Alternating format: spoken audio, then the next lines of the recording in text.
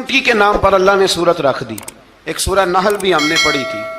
تو اللہ تبارک و تعالیٰ نے اس سورت میں قرآن کریم کی حقانیت، مومنین کی صفات، مختلف انبیاء کے احوال، اللہ تعالیٰ کی توحید پر دلائل، قیامت کی ہولناکیاں اور حیات بعد الموت کا ذکر فرمایا. اس سورت کی ابتدائی آیات میں ایک بار پھر حضرت موسیٰ علیہ السلام کے احوال اور معجزات کا بیان ہے. آیت نمبر 16 سے سلیمان علیہ السلام کا ذکر ہے. وہ داؤد علیہ السلام کے وارث تھے، بیٹے تھے، اور انہیں پرندوں کی بولیاں سکھائی گئیں.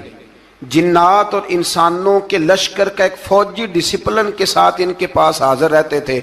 وہ جو ان کا لشکر تھا نا، اس میں انسان بھی تھے، جن بھی تھے، اور اس کے اندر پرندے بھی تھے. ان کا لشکر تھا، وہ ہمیشہ ان کے پاس رہتے تھے. حضرت سلیمان علیہ السلام گزر رہے تھے تو ایک مقام سے آپ گزرے جہاں چیونٹیاں بڑی کثرت کے ساتھ تھیں. تو ایک چیونٹی جو ان چیونٹیوں کی سردار تھی، ان چیونٹیوں کی بڑی تھی، اور مفسرین کرام نے یہ بھی لکھا ہے کہ وہ تھی بھی ایک آنکھ اس کی کوئی نہیں تھی، ایک ٹانگ اس کی کوئی نہیں تھی، لیکن اس حال میں بھی وہ چیونٹی جو تھی وہ چیونٹیوں کی قیادت کر رہی تھی. تو حضرت سیدنا سلیمان علیہ السلام کا لشکر جب وہاں سے گزرا تو وہ کہنے لگی یا ایھا النمل ادخلوا مساکنکم، کہنے لگی چیونٹیوں اپنے بلوں میں گھس جاؤ، کہیں ایسا نہ ہو کہ سلیمان علیہ السلام کا لشکر بے دہانی میں، سلیمان کا لشکر توجہ نہ کرے اور تمہیں پاؤں کے نیچے مسل دے. لہذا اس طرح کرو کہ تم اپنے اپنے بلوں میں گھس جاؤ. حضرت سلیمان ابھی 3 میل دور تھے. تمام مفسرین نے لکھا ہے 3 میل دور تھے. تو وہاں سے چونٹی بول لی تو قرآن کہتا ہے کہ حضرت سلیمان اس کی بات سن کے ہنس پڑے. فتبسم ضاحکا، آپ اس کی بات سن کے ہنس پڑے کہ دیکھو یہ چونٹی کیا کہہ رہی ہے. ذرا غور کرنا بات پر کہ حضرت سلیمان 3 میل دور فاصلے پر چونٹی کی بات بھی سن لیتے. مولوی نے قرآن کی آیت پکی یاد کر لی، انا بشر مثلکم، کہتا ہے حضور نے کہا میں تمہاری طرح کا بشر ہوں. نبی ہماری طرح ہوتے ہیں جی. تو وہ تو 3 میل دور چیونٹی کی آواز سن لیتے تھے. اس کے کان میں چیونٹی رکھو بلا، اسے کہو کہ بتا بلا کیا کہتی ہے. کچھ بتائے گا پھر دوڑ لگا دے گا شاید. کان میں رکھو اس کو، کہو بتا چیونٹی کیا کہتی. اور اگر یہ لفظ نہ ہوتے قرآن کے کہ جب انہوں نے سنا تو ہنس پڑے، یہ جملے نہ ہوتے تو شاید اس کو بھی نہ مانتے.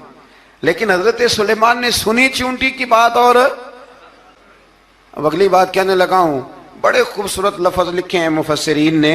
فرماتے ہیں دیکھو ایک چیونٹی نے ایک جملہ بول کے، ایک چیونٹی نے ایک جملہ بول کے اپنے قبیلے کی خیر خواہی کی تو رب نے اس کا جملہ بھی قرآن میں بیان فرما دیا. تو جو ساری زندگی لوگوں کو جملے بول بول کے کہے رب رسول کی طرف آ جاؤ، تو اللہ قیامت میں اس کی بات کو قائم نہیں فرمائے گا. جو بھی کسی کی خیر خواہی کرے وہ ایک جملہ بول کے کرے، اور ہو بھی چیونٹی. تو اگر اللہ اس کا ذکر قرآن میں باقی رکھتا ہے تو میں اور آپ اگر کسی کی خیر خواہی کریں گے تو انشاءاللہ ذکر باقی رہے گا. شرط یہ ہے کہ کریں خیر خواہی. خیر خواہی کرو کسی کی، ایک جملہ بول کے بھی کرو، چیونٹی بھی ہو تو اللہ قرآن میں ذکر باقی فرما دیتا ہے. تو اللہ تبارک و تعالیٰ نے اس بات کا ذکر قرآن مجید میں فرمایا. اس پر کئی کچھ لکھا ہے. اسی طرح سے ایک بات اور لکھی ہے ہمارے مفسرین نے کہ حضرت سلیمان ایک دن اسی طرح نکلے، قحط پڑ گیا تھا، بارش نہیں ہوتی تھی. تو حضرت سلیمان باہر میدان میں نکلے دعا کرنے کے لیے، خشک سالی تھی. تو جب آپ گئے تو ایک چیونٹی اپنے پر پھیلا کے دعا مانگ رہی تھی. تو رب کریم نے فرمایا سلیمان آپ واپس چلے جائیں، بارش آ جائے گی پر آئے گی چیونٹی کی دعا پہ. تو حضرت سلیمان نے عرض کی مولا میں بھی تو اتنا لشکر لے کے آیا ہوں نا، تو چلو ہمیں بھی دعا کر لینے دے. تو چیونٹی کی دعا پہ برسا دینا پر دعا کر لینے دے. فرمایا نہیں آپ واپس جائیں، دعا نہ مانگے. یا اللہ کیوں؟ فرمایا چیونٹی کا دل ٹوٹ جائے گا، وہ تو کہے گی کہ یہ سلیمان کے لشکر دعا پہ پھر بارش آئی ہے. تو آپ نہ کریں تاکہ اس کے دل میں یہ بات رہے کہ نہیں میرے رب نے میری دعا پہ بارش فرمائی. آپ جائیں، آج بارش آئے گی پر آئے گی چیونٹی کی دعا پہ. تو جو چیونٹی بارش کی دعا کرے قوم کے لیے، اللہ اگر اس کا ذکر قائم رکھتا ہے تو جو اپنی قوم کے لیے ہدایت کی دعا کرے. اور کبھی کبھی گردن جھکا کے دیکھا کرو کہ دل میں رسول اللہ کی امت کا درد کتنا ہے. اگر کہیں حضور کی امت کا درد ہے تو پھر انشاءاللہ ذکر قیامت تک باقی رہے گا، پھر انشاءاللہ قیامت تک آنے والی نسلیں بھی آپ کا ذکر کریں گی اگر حضور کی امت کا درد سینے میں موجود ہے۔ اسی طرح سے پھر حضرت سلیمان کے لشکر میں نا ایک ہدہد نامی پرندہ بھی تھا، لشکر کا کارکن تھا پرندہ۔ ہدہد غائب تھا تو حضرت سلیمان کہنے لگا کدھر گیا وہ ہدہد؟ نظر نہ آ جایا سخت سزا دوں گا، یہاں تو کوئی اچھی خبر لائے گا، چونکہ وہ ہدہد پرندہ جاتا تھا تو خبریں لا کے دیتا تھا، ورنہ سزا دوں گا۔ اتنی دیر میں ہدہد بھی آ گیا۔ یہ پرندے جو کارکن ہوتے ہیں بڑے سیانے ہوتے ہیں، کبھی بندہ ناراض ہو تو صحیح خبریں لے آتے ہیں، تو صحیح خبر لے کے آ گیا۔ آتے ہی آ کے بیٹھا تو اس نے حضرت سلیمان علیہ السلام نے کہا کہاں تھے؟ عرض کرنے لگا حضور میں ملک سبا گیا تھا، وہاں ایک عورت حکمرانی کرتی ہے، اس کا نام بلقیس ہے، بہت بڑے تخت پہ بیٹھتی ہے، 80 گز اس کا تخت لمبا ہے، 40 گز چوڑا ہے، اور شاید 80 من کے 80 ٹن اس کا وزن ہے۔ تو حضور وہ سورج کو پوچھتے ہیں، تو حضرت سلیمان نے فوراً خط لکھا، فرمایا جا کے اسے میرا خط دے دو کہ یہاں تو کلمہ پڑھ کے ہماری فرما بردار بن جائے، ورنہ تیار ہو جائے، جو اللہ کے غیر کو پوچھتے ہیں ہم ان کے خلاف جنگ کریں گے۔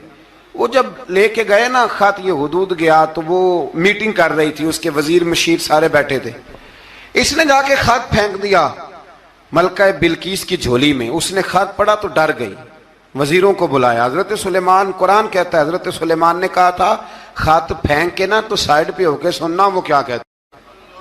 بندوں کے لیے منع ہے، پرندوں کے لیے جائز ہے۔ بندوں کے لیے منع ہے سائیڈ پہ ہو کے سننا، ہاں جس کی جاسوسی کی ڈیوٹی ہو، کفر کی جاسوسی کی، اس بندے کے لیے بھی جائز ہے۔ تو یہاں ایک تو وہ پرندے تھے، دوسرا کفر کی جاسوسی کر رہے تھے، سائیڈ پہ ہو کے سننے لگے۔ تو ملکہ بلقیس کہنے لگی اب کیا کرنا ہے، یہ خط آیا ہے۔ تو وہ کہنے لگے ہم تیار ہیں، آپ حکم کریں، ہم لڑنے کو تیار ہیں، لڑیں گے۔ وہ کہنے لگی نہیں تیزی نہ دکھاؤ، قرآن مجید کہتا ہے کہ وہ کہنے لگی جب لڑائیاں ہوتی ہیں تو شہر تباہ ہوتے ہیں، ملک کھنڈر بن جاتے ہیں، لڑائی مسئلے کا حل نہیں ہے۔ انہوں نے کہا کہ میں نبی ہوں، تو ایک دفعہ آزما لیتے ہیں کہ نبی ہیں کہ نہیں، معاذ اللہ آزما لیتے ہیں۔ کہا کیسے؟ کہنے لگی تحفے تحائف بھیجتے ہیں، اگر مال پر دل للچا گیا تو پھر نبی نہیں بادشاہ ہے، اور اگر مال پر دل للچایا نہ تو پھر اللہ کے کامل بندے ہیں۔ یہ فرق اس نے اس وقت بیان کیا۔ اس نے 500 کنیزیں، 500 غلام، بڑے شاندار لباس پہنا کے، 500 گھوڑا بڑا تگڑا، اس کے اوپر مال و اسباب رکھ کے تیاری کرا کے حضرت سلیمان کی طرف بھیجا۔ ہدہد پہلے سے خبر لے کے آ گیا، حضور اس نے یہ پروگرام بنایا ہے۔ وہ جب آیا سارا کچھ تو حضرت سلیمان دیکھ کے جلال میں آ گئے، فرمانے لگے اسے جا کے کہہ دو تو مجھے کیا تحفے بھیجے گی، میرے رب نے مجھے مالا مال فرمایا ہوا ہے، انہیں مالا مال کیا میرے مالک نے، جا اسے جا کے کہہ تو کیا تحفے دے گی۔ جب رب دیتا ہے تو پھر کوئی کمی نہ وہ نہیں چھوڑتا۔ بندے کیا دے سکتے ہیں، بندے تو بیچارے 10 دے کے تو 10 دن ان کی آنکھیں نہیں کھلتی۔ فرمایا مجھے اللہ نے جو دیا ہے کیا بات ہے اس کے دینے کی، تو فرمایا اسے کہو یا فرما بردار ہو کے آ جائے یا جنگ کے لیے تیار ہو جائے، ہم اسے اس کے شہر سے ذلیل کر کے نکال دیں گے۔ اس نے جا کے جب پیغام دیا تو اور ان لوگوں نے بھی آ کے بتایا کہ وہاں تو ہم عجیب منظر دیکھ کے آئے ہیں کہ جانور بھی ہاتھ باندھے کھڑے ہیں، وہاں تو جنات، سرکش جنات کھڑے ہیں، وہ بادشاہ نہیں وہ نبی ہیں، وہ جو 500 غلام اور 500 کنیزیں گئی تھی، حوال سنایا آ کے۔ تو ملکہ بلقیس نے پھر خط لکھا کہ میں فرما بردار ہو کے آ رہی ہوں، معنی کیا ہے میں کلمہ پڑھنے کے لیے آ رہی ہوں۔ تو حضرت سلیمان نے کہا بھئی اب اس طرح کرو، ذرا فرش بچھاؤ۔ انہوں نے فرش بچھایا، اس طرح کا کہ اوپر فرش تھا، نیچے مچھلیاں تیر رہی تھیں، لگ رہا تھا دریا ہے، ڈیوٹی لگا دی، جنات نے بچھا دیا۔ ادھر حضرت سیدنا سلیمان فرمانے لگے اب چونکہ مان کے آ رہی ہے تو اسے اپنی نبوت کی علامتیں بھی دکھانی ہیں۔ اس نے تخت بڑا شاندار بنوایا تھا، اور خواتین میں جو عادتیں خواتین والی ہوتی ہیں وہ جاتی نہیں، وہ 7 کمروں میں نا پیچھے اپنا تخت رکھ کے تو 7 دروازے بند کر کے آئی۔ اس زمانے میں ایک رواج تھا، وہ زلیخا نے بھی 7 دروازے مکفل کے ایک رواج تھا، ایک کمرہ، پھر کمرے کے پیچھے کمرہ، پھر اس کے پیچھے کمرہ، پھر اس کے پیچھے کمرہ اور اس کو بڑے موٹے تالے لگائے جاتے تھے، اور فلسفہ یہ تھا کہ ایک تالا توڑے گا کوئی تو جب تک سپاہی آ جائیں گے، اور اگر اس کے توڑنے تک نہ آئے تو دوسرے کے توڑنے تک آ جائیں گے، اور اس کے توڑنے تک نہ آئے تو ساتویں تک تو آئے جائیں گے۔ یہ ان لوگوں کا نفسیاتی معاملہ تھا، سوچ تھی۔ 7 کمروں میں مکفل کر کے وہ نکلی تو حضرت سلیمان علیہ السلام کہنے لگے بھئی مجھے اس کا تخت چاہیے اس کے آنے سے پہلے، اس کے آنے سے۔ اس واقعے کی کیا ضرورت تھی قرآن پاک میں؟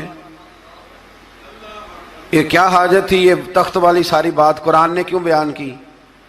پوچھیں آپ اپنے دل سے بھی اور انکار کرنے والے منکرین سے بھی، اس کی کیا ضرورت تھی؟ وہ جو کہتے ہیں جی ولی کی کرامت کی کیا ضرورت ہے، سیدھی سیدھی نماز پڑھو، روزہ رکھو، حج کرو، زکوٰۃ دو، تو پوچھو ان سے ایک سورت نمل کے اندر اس ساری تفصیل کی کیا ضرورت تھی؟ ختم ہو گئی جب وہ کلمہ جو پڑھ رہی ہے، تو پھر اس سارے واقعے کو رب کیوں بیان فرماتا ہے؟ حضرت سیدنا سلیمان فرمانے لگے تخت چاہیے، اور چاہیے اس کے آنے سے پہلے۔ قال عفریت من الجن، جنوں میں سے ایک بہت بڑا جن بولا، کہنے لگا حضور آپ کا یہ تخت برخاست ہونے سے پہلے لے آؤں گا۔ یہ جو آپ میٹنگ کر رہے ہیں نا، یا آپ فیصلے ختم، کچھ نے لکھا صبح سے شام تک میٹنگ ہوتی ہے اور اس کو آنے میں پتہ نہیں کتنے دن لگیں گے، تو میں یہ برخاست ہونے سے پہلے، اور کچھ نے کہا جی آپ شرط کیوں لگاتے ہیں کہ صبح سے شام تک ہوتی؟ اس جن نے کہا جی آپ 10 منٹ میں فارغ ہو جائیں، آپ فارغ ہوں گے تو تخت آ جائے گا۔ مفسرین نے لکھا ہے کہ جب قرآن کہتا ہے کہ اس نے کہا کہ آپ کے فارغ ہونے سے پہلے، تو اس کا مطلب ہے کہ جب آپ اٹھیں گے، یہ جگہ خالی کر دیں گے تو تخت یہاں کیویں ہزاروں میل کا فاصلہ ہے آ جائے گا، پر ہوائی جہاز پہ کارگو کرا کے، جی DHL کے ذریعے کیسے آئے گا؟ وہ آئے گا تو بس آئے گا۔ تو حضرت سلیمان کی تو بادشاہت تھی نا زمانے پہ، فرمانے لگے نہیں نہیں تو لیٹ ہے، تو لیٹ ہے، تو ہمیں جانتا ہی نہیں، ایٹ سٹ تے پکھڑا کوار گندل، اسی اور بھی بوٹیاں جاننے ہاں، یہ تو لیٹ ہے، ابھی ہماری طاقت اس سے زیادہ ہے۔ بڑی کمال بات لکھی ہے لکھنے والوں نے۔ ایک مفسر نے لکھا ہے کہ ابھی حضرت سلیمان نے غلاموں سے منگوایا ہے، اپنی بات کوئی نہیں کی، یہ حال ہے ان کے غلاموں کا، تو سردار کا عالم کیا ہوگا؟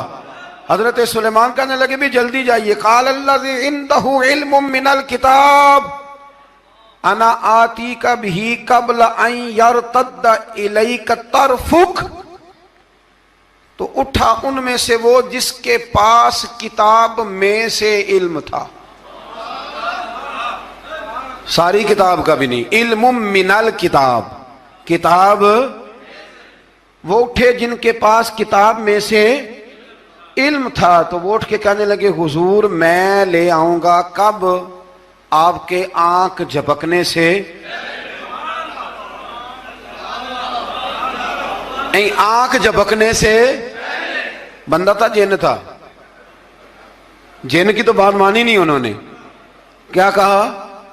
آنکھ جھپکنے سے، میں آنکھ جھپکنے سے پہلے لے آؤں گا۔ تو حضرت سلیمان کہنے لگے تو ٹھیک ہے چل لا، پھر لا، پھر آنکھ جھپکنے سے بڑے ہی نادان، نہیں پھر غصہ نہیں آتا ان پہ، پھر غصہ نہیں آتا۔ میرے شیخ کامل، مرشد اکمل، شیخ بحر و بار، حضور غوث پاک جیلانی، حضرت غوث اعظم یوں کر کے شاگردوں کو، مریدوں کو سبق پڑھا رہے تھے، پڑھاتے پڑھاتے ہاتھ آگے کیا، اور جب ہاتھ واپس آیا تو بھیگ گیا تھا سارا۔ تو شاگرد کہنے لگے حضور یہ کیا ہے؟ فرمایا تمہیں نہیں سمجھ آئے گی، چھوڑو تمہارے والی بات نہیں، خاصاں دی گل آما آگے نہیں مناسب کرنی، رہنے دو تم۔ کچھ وقت گزرا تو کچھ لوگ آ گئے، ابھی کلاس ختم نہیں ہوئی تھی، کپڑے بھیگے ہوئے ہو، وہ شاگرد پہلے ہی منتظر تھے، کہا تمہیں کیا ہوا؟ کہنے لگے دریا میں جا رہے تھے، اچانک ہچکولیں آنے لگے، تو ہم نے کوئی کسی بے عمل کا بازو تو نہیں نہ تھاما، ہم غوث اعظم کے ماننے والے ہیں، تو دریا میں کہا یا شیخ عبد القادر جیلانی شیئا للہ، اللہ کے راستے میں مدد کرو۔ تو کہنے لگے بس ایک ہاتھ ہی آیا ہے، اور یوں کشتی کھینچ کے باہر نکالی ہے۔ تو اب وہ شاگرد سارے چپ کر گئے، کہنے لگے جواب کیوں نہیں دیتے؟ انہوں نے کہا تم نے ہاتھ دیکھا ہے پہنچتا ہوا اور ہم نے ہاتھ دیکھا یہاں سے جاتا ہوا. تم نے پہنچتا ہوا دیکھا ہے تو ہم نے